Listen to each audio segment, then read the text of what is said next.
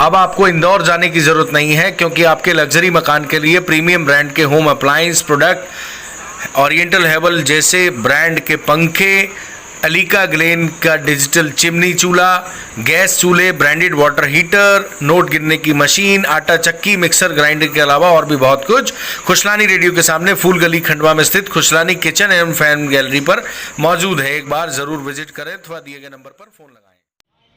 Maharashtra bank, central bank सहित कुल मिलाकर 4 बैंकों को प्राइवेट किए जाने को लेकर बैंक कर्मी लगातार विरोध कर रहे हैं। एमपी के खंडवा जिले में भी बैंक कर्मियों का विरोध लगातार जारी है और अलग अलग प्रकार के प्रदर्शन करके बैंक कर्मी अपना विरोध दर्ज करा रहे हैं। आज भी बैंक कर्मियों ने टेंट तंबू लगाकर जमकर नारेबाजी करते हुए सरकार की आर्थिक नीतियों की आलोचना करते हुए कहा कि बैंकों के निजीकरण से देश की जनता को नुकसान है। आइए उन्होंने क्या कहा, सुनवाते हैं। वो हिटलर की राह चलेगा, वो हिटलर की मौत मरेगा, वो हिटलर की राह चलेगा, वो हिटलर की मौत मरेगा। अभी तो लड़ाई है, आगे और लड़ाई है, अभी तो लड़ाई है। ये जनता का पैसा है, नहीं लूट का पैसा है। आज आप जो देख रहे हैं लगभग हम 7 दिन से मतलब 1 सप्ताह से हम आज जो यहाँ पर स्ट्राइक कर रहे हैं, जगह जगह पर हम लोग प्रदर्शन कर रहे हैं। जिस तरह से लोगों के बीच में हम आ रहे हैं, ये बैंक का निजीकरण का दौर है, लेकिन बैंक के निजीकरण से क्या नुकसान होने वाला है वो आम जनता के लिए हम कर रहे हैं। चूँकि 69 के बाद राष्ट्रीयकरण जब किया गया तो इसीलिए क्या था कि भाई मास लेवल पर हम काम करेंगे, हम गाँव-गाँव तक बैंक खोलेंगे, गाँव-गाँव तक लोगों तक हम पहुँचेंगे, वृद्धावस्था पेंशन हो चाहे अन्य गतिविधियों में कार्य करना पड़े, जिसमें लोगों को घर घर तक खाता खोलना, घर घर तक सुविधाएं देना सरकार की। लेकिन 2014 के बाद जितने भी योजनाओं का क्रियान्वयन किया गया भारत सरकार द्वारा, जो प्रधानमंत्री द्वारा जो दिया गया अधिकार कि भाई ये काम करना, हम लोग सारे लोगों ने 2014 से लेकर आज दिन तक, वो चाहे नोटबंदी हो, चाहे कोविड-19 हो, चाहे अन्य तरह का जितने भी हमारे ऊपर दिया गया बोझ, हमको उसको सकारात्मक तरीके से सफलतापूर्वक काम करते रहे। लेकिन आखिर क्या कारण है उन्होंने इस तरह की गतिविधियों पर इस तरह का विचार दे रहे हैं? आपने अनोखे अंदाज में आप विरोध प्रदर्शन कर रहे हैं जी, आप अनोखे अंदाज में विरोध प्रदर्शन कर रहे हैं जी, अनोखे अंदाज में।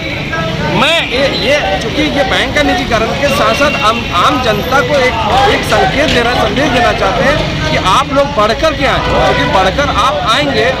आप जब निजीकरण बैंक में, अभी जो निजीकरण जो बैंक है उसमें आप जाके सुविधाएं देखें, और आपकी जो सरकारी बैंक की सुविधाएं, जो हम सरकार की सारी जितनी भी सुविधाएं, जिसमें आपने देखा होगा कि LPG गैस से लेकर DBT करना, चाहे आधार लिंक करना, चाहे अटल पेंशन हो, चाहे प्रधानमंत्री जीवन ज्योति हो, प्रधानमंत्री सुरक्षा बीमा हो, प्रधानमंत्री तमाम योजनाएं, PPF अकाउंट हो, चाहे जीवन समृद्धि योजना हो, लाडली लक्ष्मी योजना हो, इसमें तमाम जो दिया गया था वो अधिकार सिर्फ सरकारी बैंकों तक दिया गया था। और सरकारी बैंकों ने इस कार्य को बहुत तरीके से आगे भी सकारात्मक तरीके से उसका सफलतापूर्वक पालन किया।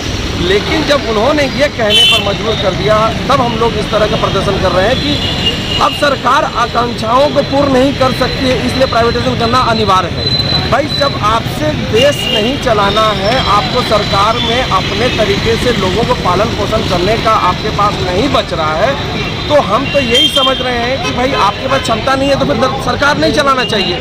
सरकार को पॉलिसी का विरोध कर रहे हैं, हम सरकार की विरोध नहीं कर रहे हैं, हम सरकार की पॉलिसी का विरोध कर रहे हैं कि सरकार कोई ऐसी पॉलिसी न बनाए जिससे हम बैंकर्स नहीं, आम जनता के समाज में परिवार को भी किसी प्रकार का नुकसान न हो। आज जिस प्रकार से निजीकरण दौर हो रहा है, एक बैंकर ही नहीं है, सार्वजनिक क्षेत्र में जितने भी लोगों ने ये सोच रखे थे कि हम सरकारी तरीके से काम कर रहे हैं और सरकार के तरीके से हम अच्छा काम करके जन जन तक हम पहुँचाएंगे, जो सामाजिक दायित्व का निर्वाह करने के लिए सार्वजनिक क्षेत्र का बैंक है, प्राइवेट बैंक नहीं है। लेकिन आप जब प्राइवेट बैंक में हमें आप डालेंगे तो आने वाला समय जो होगा वो सिर्फ पैसों का होगा।